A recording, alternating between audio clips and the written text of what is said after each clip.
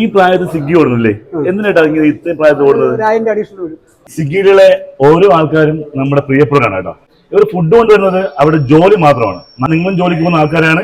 അപ്പൊ അവിടെ ജോലികൾ ചെയ്യുന്നത് ഒരിക്കലും അവർ വില കുറച്ച് കാണരുത്. ഇത് നാളെ ഇവർ ഫുഡ് കൊണ്ടുവരുമ്പം നിങ്ങളുടെ കണ്ണുകൊണ്ട് കാണാതെ മനസ്സിൽ നന്മയുള്ള കണ്ണുകൊണ്ട് കാണുക.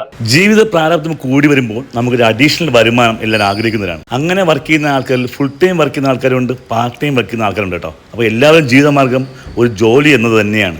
നമുക്ക് ഓരോ ഈവൻറ്റ്സ് വരുമ്പോഴും നമ്മളെല്ലാത്തിലും ചെറിയ ചെറിയ നമ്മുടെ സൈഡിൽ നിന്നുള്ള സന്തോഷങ്ങൾ നിങ്ങളായിട്ട് പങ്കുവയ്ക്കാറുണ്ട്.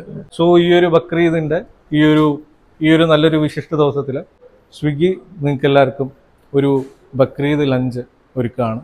നിങ്ങളെല്ലാവരും ഇത്രയും വർഷം സ്വിഗ്ഗിയോട് കാണിച്ച ഒരു ആത്മാർത്ഥത, ട്രിവാൻഡ്രത്ത് അത് തുടങ്ങിയ നാളിന് ഇപ്പോൾ ഇവിടെ വന്ന് നിൽക്കുന്നത് എല്ലാം നിങ്ങളുടെ മേജർലി നിങ്ങളുടെ ഒരു എഫേർട്ട് കൊണ്ടാണ്.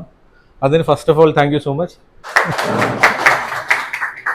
എനിക്ക് ഈ പ്രോഗ്രാമിൽ പങ്കെടുക്കാൻ സാധിച്ചത് വളരെ സന്തോഷമുണ്ട് കേട്ടോ. കാരണം വെച്ചാൽ ഇത്രയും പേർക്ക് ഫുഡ് അവർ കൊടുത്തിട്ടുണ്ടായിരുന്നു. ആ ഫുഡ് എനിക്കും കഴിച്ചു നോക്കാൻ പറ്റി. ചിക്കനും ബിരിയാണി എല്ലാം കഴിച്ചു. അപ്പോൾ സ്വിഗ്ഗിയിൽ ജോയിൻ ചെയ്തിട്ട് ആകർഷകമായ ബോണസുകളും കൂടുതൽ ഓർഡർ എടുക്കുമ്പോൾ നമുക്ക് കൂടുതൽ പൈസ നമുക്ക് സമ്പാദിക്കാൻ പറ്റും. നാളെ ആയാലും നമ്മളെ സമ്പാദ്യം കുറച്ച് നമുക്ക് കൂടുതൽ കിട്ടുകയാണെങ്കിൽ നല്ലതല്ലേ? അപ്പോൾ വീണ്ടും കാണാം. Bye bye, sign out. Thank U.